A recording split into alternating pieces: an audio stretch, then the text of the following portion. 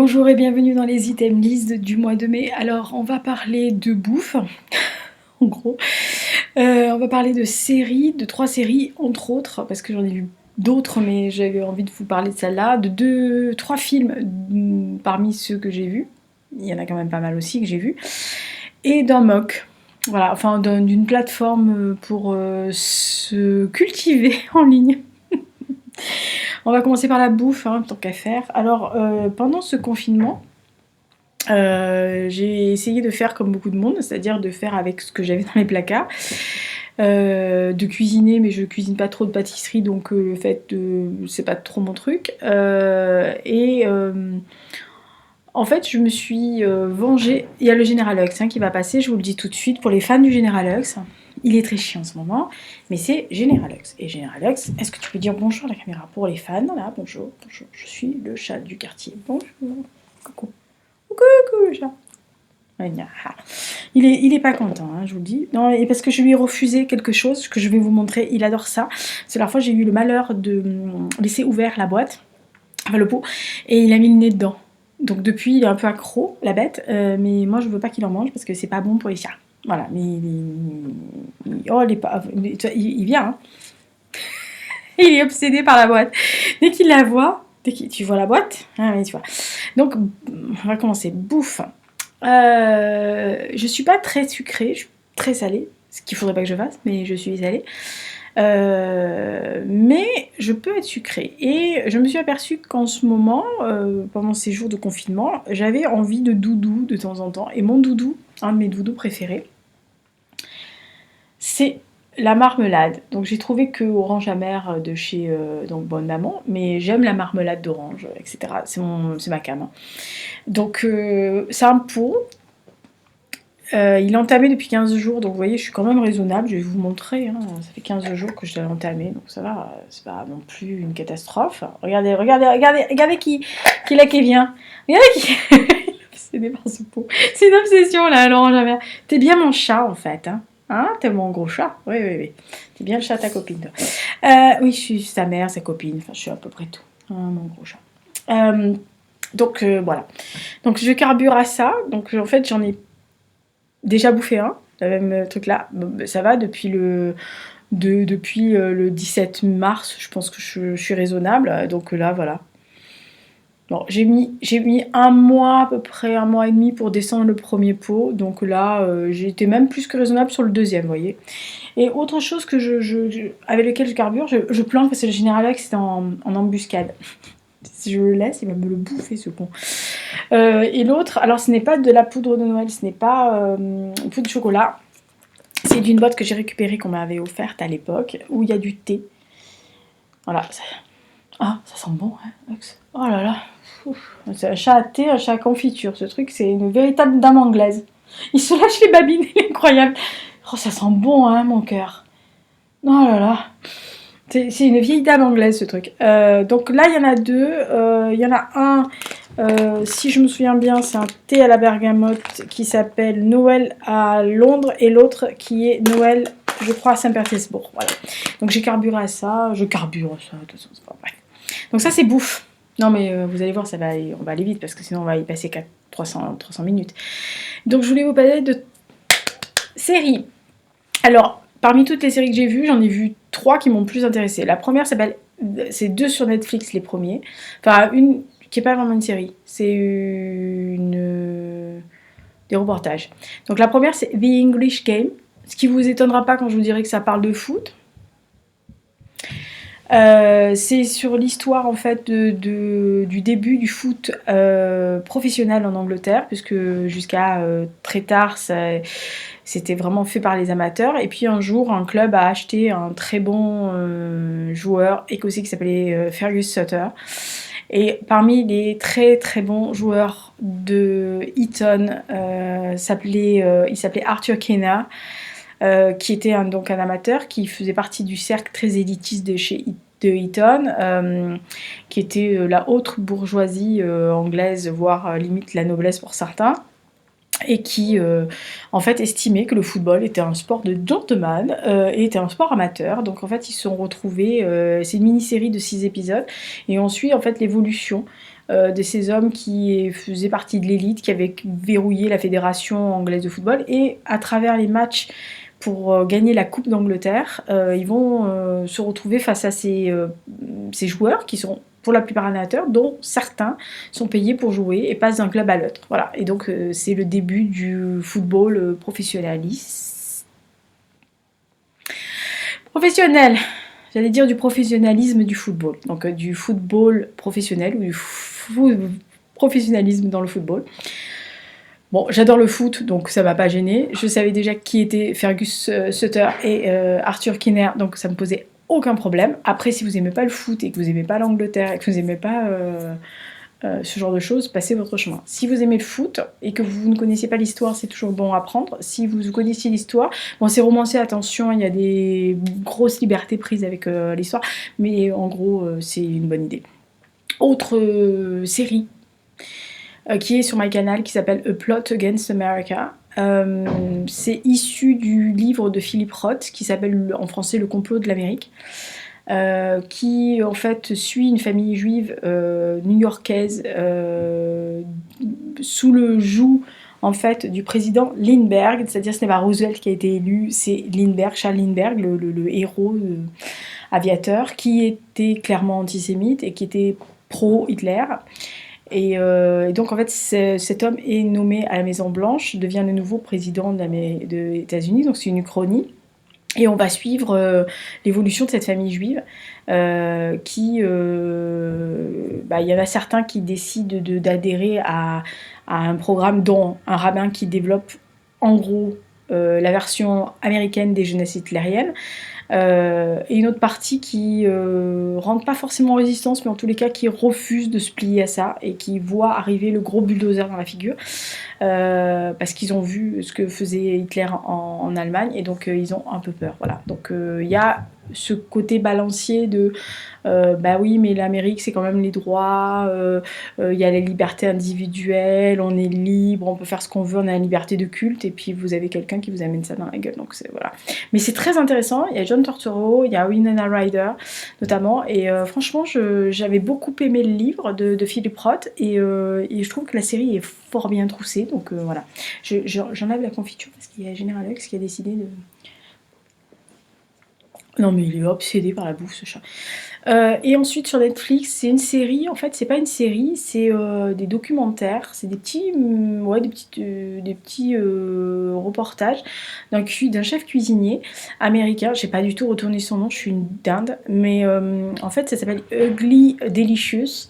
C'est un chef assez célèbre aux États-Unis qui revient sur les origines de chaque plat, de chaque par exemple il fait des reportages sur la pizza, il va après pour la cuisine indienne, etc. Il va cuisiner avec plusieurs personnes, il se rend sur place dans des endroits, etc. Et c'est génial parce qu'il a une volonté d'être surpris. C'est quand même un chef et il rechigne pas à dire qu'il est fan de certaines pizzas industrielles, etc. Donc franchement, je suis tombée dessus par hasard parce que en fait j'avais vu passer ça dans la barre. J'ai cliqué pour regarder et puis je me suis pris au jeu et j'ai regardé les deux saisons. Donc j'ai trouvé ça très très bien. Puis en plus on découvre plein de cultures. Moi par exemple j'étais très attirée par la bouffe quand il fait la truc sur les bouffes indiennes parce que je suis une fan de la bouffe. Franchement, et j'ai trouvé ça génial quoi. Et puis il se déplace dans certains pays, il fait toutes les cultures, ça va de la pizza à le truc chinois, et c'est vraiment fort bien, etc. Il y a des petites querelles de clocher pour ceux qui disent ouais mais ça il faut pas manger, il faut manger. C'est génial. Donc Ugly Delicious, c'est sur Netflix, hein. The English Game sur Netflix et The Plot Against America c'est sur MyCanal. Enfin en tous les cas moi je le vois sur MyCanal. Je sais pas si c'est passé sur OCS, mais voilà, moi je l'ai fait sur MyCanal. Et enfin, avant de finir par les films anxiogènes, la dinde, j'ai suivi 2 mocks sur la plateforme Fun. Le premier, c'est l'histoire contemporaine, c'est la session 2, histoire contemporaine. Et l'autre, c'est le siècle des Lumières, c'est une session 3, 2 ou 3. Sachant qu'il y en a plein d'autres, que j'ai revu encore des MOOC sur Verdun, des archives qui avaient été ouvertes, qu'à l'époque j'avais pas pu regarder, que j'avais pas pu suivre, parce que malheureusement le timing n'était pas bon et que j'avais autre chose à faire, ou que j'étais déjà en train de regarder un MOOC, parce que je suis sur deux plateformes, je suis sur TEDx et sur Fun. MOOC et du coup je pense que j'étais en train de faire quand celui-ci est passé, je crois que je suivais un cours de MIT de Madame Duflo et donc du coup j'avais pas pu le regarder, donc j'étais très contente que pendant le confinement ils aient ouvert des archives, ce qui m'a permis de regarder pas mal de choses. J'aime bien ce système de MOOC parce que outre le fait que vous vous cultivez, je trouve que c'est intéressant parce que ça vous ouvre des horizons que vous n'auriez pas forcément été regardés. Après, pas tout le monde peut suivre des études supérieures, pas tout le monde a la capacité de travailler 5-6 heures par jour ou 4-5 heures. Il y a des MOOC où on vous demande clairement 5-6 heures de travail par semaine. Il faut les avoir, ou il faut sacrifier quelque chose, c'est un peu comme apprendre une langue. Moi, je suis très axée en histoire. Principalement, mes trucs, c'est histoire et littérature sur les MOOC, donc en gros, ou alors géopolitique, enfin tout ce qui touche à ça. Mais franchement, le siècle des Lumières, je me suis vraiment régalée. L'histoire contemporaine, j'ai rien appris de plus que ce que je savais, mais c'est fait quand même par des professeurs qui sont largement plus doués que moi et qui sont très didactiques. J'ai suivi aussi un MOOC sur les métiers de l'art. Et j'ai trouvé ça vraiment très intéressant parce que c'était si dans une autre vie j'aurais aimé être conservateur de musée ou travailler dans les archives. Voilà, donc ma carrière aurait été d'être dans les archives, vous voyez, ou alors musée, conservateur, ou même chargé d'exposition. Enfin voilà, truc avec des vieilleries, moi, vous me foutez avec des trucs vieux. Vous savez, vous me balancez dans les archives avec des vieux papiers tout pourris, je suis capable de rester des heures. Moi, voilà, donc ça m'a intéressée parce qu'il y avait tellement de différentes opportunités pour travailler dans ce truc de l'art que j'ai trouvé ça fort intéressant. Donc moi c'était sur FunMock. Après sur TEDx j'ai vu qu'il y en avait pas mal, sachant que sur TEDx il n'y a que en anglais, très rarement dans une autre langue. Sur Fun vous en avez beaucoup en français, il y en a en une langue étrangère, mais voilà, donc franchement si vous savez pas quoi faire, si vous n'avez pas su quoi faire, ou même encore maintenant, malgré le fait qu'on soit sorti, qu'on ressorte petit à petit et que vous ayez peut-être moins de temps parce que vous avez décidé de refaire tous les magasins, parce que vous êtes à la limite de la mort, parce que vous n'avez rien acheté pendant 2 mois et demi, j'en connais, ça vous fera pas de mal de passer sur ces plateformes-là. Il y en a pour tous les goûts, il y en a de tout, il y a ceux qui veulent que faire du maths, ceux qui veulent faire que des langues, il y a, bon je vous dis histoire, mais vous avez toutes les catégories, donc à la rigueur, je pense que vous pouvez me faire apprendre du macramé avec ces trucs-là, donc c'est vraiment génial. Et donc on passe au film. Voilà, alors, que fait Bibi parce que ça va être comme ça. Que fait Bibi quand elle est en confinement chez elle, mais qu'elle télétravaille, et donc que le soir, comme elle sait qu'elle va pas se lever à 4h du matin, elle sait qu'elle peut regarder la télévision jusqu'à 11h, et donc de 9h de à peu près 8h30 à 11h, Bibi regarde des films. Bon. J'ai tout rattrapé, enfin j'ai rattrapé pas tout, mais j'ai rattrapé pas mal de mon retard, parce que bon, effectivement, il y avait des films que j'avais pas pu voir au cinéma, parce que malheureusement, ma salle de cinéma ne les distribuait pas, d'autres que j'avais complètement loupé parce que j'avais autre chose à faire, d'autres que j'avais pas forcément envie de voir parce que j'avais pas envie de payer 10 €. Oui, dans ma salle c'est 10 €. J'avais pas envie de payer 10 € pour aller voir ce film-là, donc je m'étais dit, j'attendrai quand il sortira, soit à la demande en payant pour le louer, ce que je fais. Donc les 2 plateformes que j'utilise le plus, je le dis, oui, je regarde sur des plateformes légales. Je suis une tarée. Mais en tant qu'auteur, je trouve que c'est normal qu'on me paye des droits d'auteur quand je travaille, donc je trouve que c'est normal Voilà, de payer aussi pour le travail qui a été fait. Euh, les deux plateformes que je fais principalement, c'est MyCanal et iTunes. Alors sur MyCanal, bon bah la plupart du temps c'est en open bar, donc bah, c'est des films qui distribuent, il y a quand même un gros plateforme. J'ai la chance d'avoir Prime et j'ai la chance aussi d'avoir Netflix. Netflix, il y a beaucoup de films, mais franchement il y en a beaucoup que j'ai vus, donc voilà, à part ceux qui produisent eux, donc les nouveautés, les produits, etc. Il y en a certains que j'en ai vu pas mal déjà l'année dernière, etc. Prime, c'est pareil, ils ont un énorme fond, mais on va dire que 90% je les ai déjà vus, donc j'avais pas envie. Je me suis remis SOS Fantôme la dernière fois parce que ça m'a fait marrer, j'aime bien. Oh, c'est le salaud qui m'a tout remué. Ah, on a les références qu'on peut, hein, commencez pas. Et donc voilà, mais les deux pourvoyeurs de films nouveaux, c'est MyCanal et enfin Canal+, mais enfin MyCanal et toutes les chaînes affiliées, et, euh, et iTunes. Alors sur iTunes, je les loue, je ne les achète pas digital parce que je suis de la génération qui aime bien les DVD. J'en ai plein. Je n'achète digitalisé. Alors, je n'ai acheté digitalisé ce mois-ci que deux. Un, c'était évident, c'est le Star Wars 9, The Rise of Skywalker, parce que de toute façon, j'attends de l'acheter en DVD, mais voilà, moi je suis la tarée qui l'avait précommandé. J'ai acheté aussi en précommande et je l'ai acheté 1917 de Sam Mendes parce que ça avait tellement été une claque au cinéma.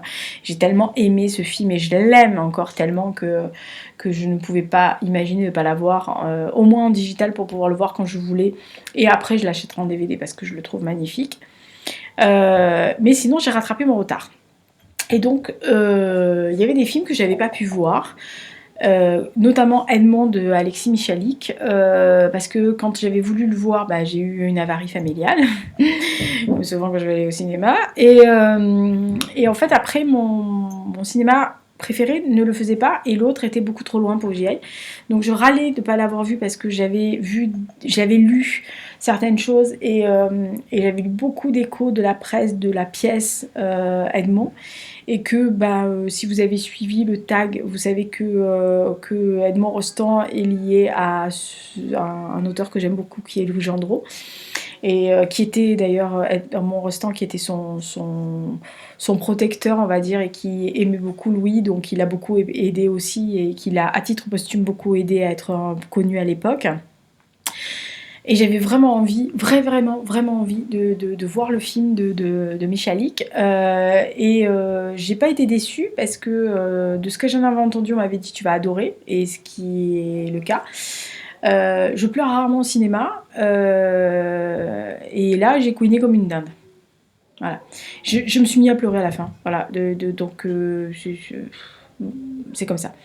Donc Edmond Rostand, donc j'ai vu Edmond de Alexis Michalik que je recommande, hein, franchement. Puis en plus je trouve que c'est assez représentatif de ce qui était le théâtre à l'époque, et en plus on voit les frères Lumière, etc. C'est trop mignon. Voilà. Non mais c'est une époque à laquelle j'aurais adoré, quoi. Dans la fin du 19e, début du 20e, moi c'est une période qui me fascine, quoi. Et alors, outre Edmond, j'en ai vu d'autres, hein. Si je vous fais toute la liste, vous allez pas vous en sortir. J'en ai vu pratiquement tous les 2 soirs, je voyais un film. Parce que je suis très très film. Je suis beaucoup plus film que série en plus, contrairement à ce que beaucoup peuvent penser. Même si je parle pas mal de séries, je suis très très cinéma. Donc je peux, voilà, je me suis régalée dans les rediffusions de Arte, etc. Ou de la 5 qui ont mis Bullitt, True Grit, etc. Enfin bref, qui ressortaient les vieilleries. Moi j'aime, hein, ce genre de truc. Évidemment, c'est des films qui pour moi sont importants. Donc voilà, et d'ailleurs, quand j'ai vu True Grit sur Arte, j'ai vu le True Grit de John Wayne juste dans la foulée. C'est-à-dire, quand le film est terminé sur Arte, hop, j'ai foutu celui de John Wayne. Ouais. Mais, alors, pendant le confinement, j'ai rien trouvé de mieux que de regarder des films qui angoissent. Non, mais voilà. Le truc anxiogène, la dinde. Donc, j'ai vu 2 films de sous-marins. voyez, confinement, sous-marin, machin. Et un film sur les attentats à Mumbai. Donc voilà, le truc, mais pourquoi tu es allée regarder ça, Lisa? Mais vraiment, voilà. Et après, je me suis dit, mais pourquoi tu es allée regarder ce genre de film, quoi? Pourquoi tu vas pas regarder des films plus légers? D'ailleurs, on m'a fait la réflexion, on m'a dit, oui, j'ai toujours le pot parce qu'il y a General X qui me vise. C'est-à-dire qui me regarde, a l'air de dire, toi, si tu fais tomber le pot, je la bouffe. Donc, je tiens le pot. Alors, j'ai vu 2 films de sous-marin. Un, c'est U-235. C'est un film, je crois, flamand ou néerlandais, je sais plus. Je l'ai vu en VO. Ça part comme un truc de pied nickelé. C'est une histoire de genre de pas de mercenaires mais d'un commando qui sont après qui ont qu'une seule envie, c'est de casser les nazis, qui sont envoyés sur une mission de récupérer un U-boat pour le convoyer aux États-Unis. Et qui, en fait, parce que il y a un truc de propulsion nucléaire et qu'ils veulent pas que les nazis développent la bombe atomique, etc. Enfin, bon, il y a tout un truc. Qui sont briefés par un commandant de sous-marin allemand, etc. Alors, au début, ça part un peu complètement barré, un peu à la, on pourrait dire à la Monty Python. Vous vous dites, oh mon dieu, ces trucs de pieds nickelés, machin. Et tout d'un coup, ça bascule dans le très sombre. Dans le vraiment, et alors ce côté burlesque et sombre à la fois, moi j'ai beaucoup aimé.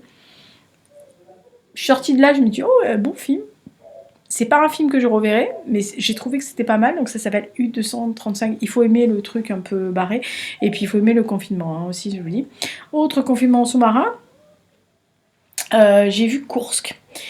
Alors, j'ai vu Kursk parce que, bon, je suppose que ça se voit souvent, que je suis, et je l'ai toujours dit, je suis une fan d'histoire et j'aime beaucoup l'histoire de l'URSS, de la Russie, etc. Je suis très intéressée, même maintenant, par tout ce qui est géopolitique, histoire de la Russie actuelle, etc. Et forcément, j'avais lu beaucoup de choses sur le naufrage du sous-marin Kursk. Et j'avais envie de voir comment c'était traité.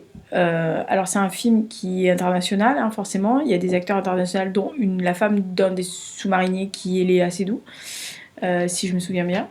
Un des sous-mariniers les plus en vue est joué par l'acteur belge Matthias Schoenaerts. Donc voilà, la distribution est internationale. Il y a Colin Firth qui joue le rôle d'un vice-amiral. Et qui... oui, c'est Hux qui... Voilà. Ah, et ils visent toujours le pot, hein. Regardez. T'as le pot? T'as vu? Axe. Regarde les pots. Oh, la peau. Oh, punaise. Il vient de me regarder, à l'air de dire, oh, elle a le pot à bouffer. Il est terrible, ce chat. Son pot, c'est son pot. T'as vu? Ah ouais, hein. Oh, ça te plaît, là. Oh là là là là. Elle a un pot à manger. Ah, il est obsédé par la bouffe, ce chat. Non, je vous dis, il est obsédé par la bouffe. Et donc, en fait, le film en lui-même est pas mal. Kursk. Ça a l'avantage de poser ce qui s'est passé, de voir que les hauts gradés de la marine russe ont préféré sacrifier un sous-marin nucléaire et le peu de survivants plutôt que de demander à l'international qui était fort à propos, qui aurait pu très bien peut-être sauver ces marins. On ne sait pas, mais en tous les cas, ça pouvait très bien se faire. Après, comme je vous dis, c'est tourné en anglais, donc ça m'a gêné un peu comme la série Tchernobyl, voir un truc qui se passe en Russie qui est tourné en anglais avec des comédiens qui sont pas russes, ça me pose toujours un problème. Voilà, donc alors dans lui-même il est pas mal, il y a une ou deux scènes qui sont très émouvantes. Après ça va pas me laisser un souvenir impérissable. Mais bon, voilà, si vous ne connaissez pas l'histoire du Kursk et que vous voulez savoir à peu près ce qui s'est passé, même si c'est pas totalement la complémentarité, mais ce qui est bien documenté quand même, le Kursk, franchement, voilà, mais bon, c'est dans le sous-marin confiné, quoi.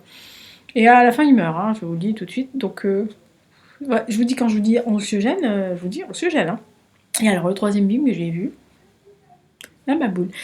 C'est sur MyCanal, ça s'appelle Attentat à Mumbai. Donc Mumbai, c'est Bombay, en Inde.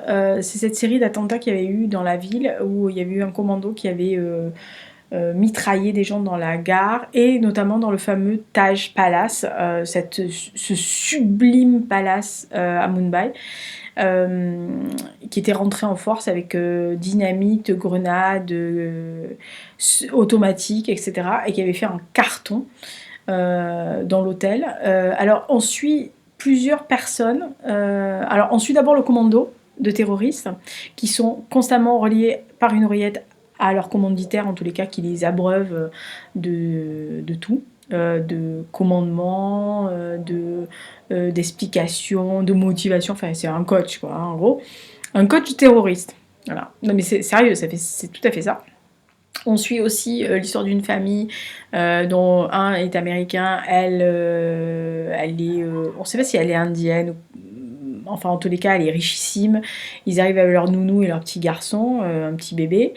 Et on suit surtout les employés de l'hôtel, du directeur de l'hôtel au chef cuisinier, entre guillemets au vin-maître, à la standardiste, au serveur, dont un des serveurs qui est joué par Dev Patel, vous savez celui de Slumdog Millionnaire, le petit là, j'adore ce garçon. Qui lui est papa d'une petite fille dont la femme va accoucher, qui vit dans les bas-fonds de Mumbai et qui vient là parce qu'il a besoin d'argent, il a besoin de travailler et donc on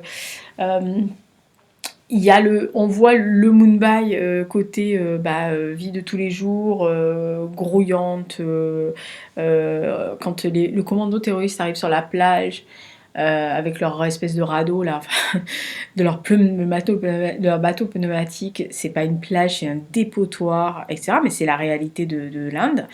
Donc pareil, hein, quand à un moment donné ils demandent des forces spéciales, les mecs sont à Delhi, donc ils sont à 1000 km de là, donc on leur dit ouais mais ça n'arrivera pas avant demain matin. Super. Voilà, donc c'est la désorganisation complète et on suit chaque personne qui en fait dans ce palace, leur mot d'ordre c'est que le client est Dieu. Donc tout est fait pour que le client soit roi en fait et ils font tout, puisque c'est un palace, ils font tout pour que le client se sente chez lui. Donc on suit donc cette famille, cette jeune femme qui a l'habitude de venir là, qui est richissime, et dans le brief du début on lui dit attention, elle a eu un bébé, mais c'est un garçon ou une fille, on sait pas, donc vous mettez les deux couleurs partout, donc bref, ils connaissent la température idéale de son bain, etc. Et on spécifie bien, attention, ne les félicitez pas pour son mariage, parce qu'en fait, elle était enceinte quand elle s'est mariée, donc il faut pas le dire, etc. Enfin bref, ils savent tout sur tout, ils connaissent les goûts de tous leurs clients, y compris de cet oligarque russe qui arrive, qui est pas facile, et qui est pas aimable, et qui en fait ne pense qu'à une chose, c'est de s'envoyer en l'air avec des call girls, etc. Et qui parle hyper fort dans le restaurant, machin. Bon, et ces personnages-là, les employés, on va les suivre dans leur quête de protéger quand le commando terroriste va rentrer et va faire un carton sur beaucoup de monde. Ils vont protéger au maximum leurs clients. Et ils vont se débrouiller pour les rassembler à un moment donné dans un salon qui est un peu privé, un peu en marge de l'hôtel et qui n'est accessible visiblement en temps normal qu'à un VIP+++.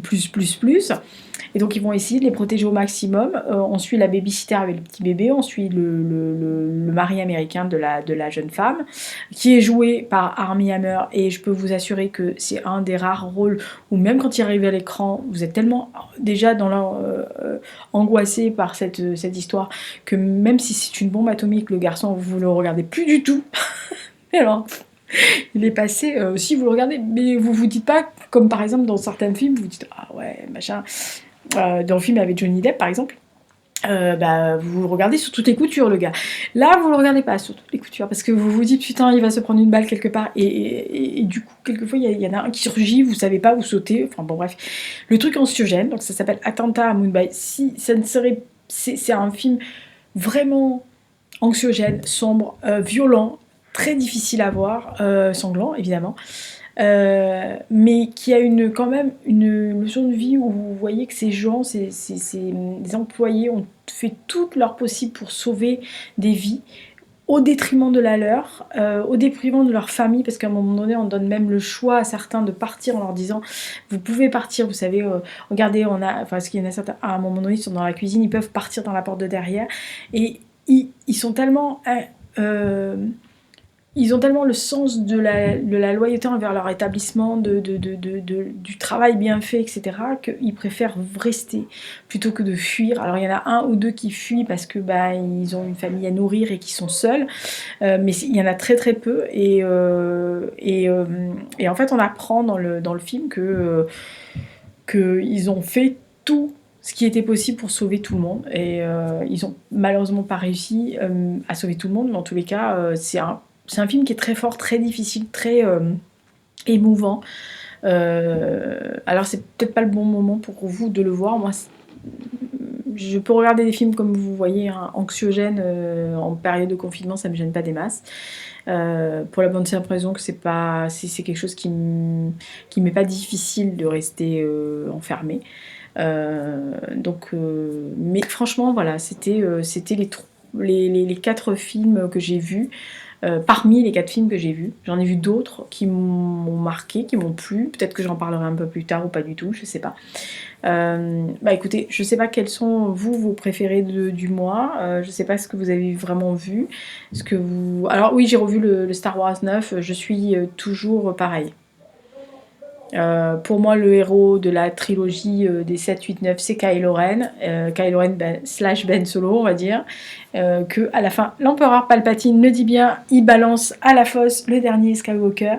Et que la dernière réplique, Rey Skywalker, moi, ça passe toujours pas. Hein, je vous le dis tout de suite. Je l'ai pourtant regardé. Ça passe pas. Il y a rien à faire.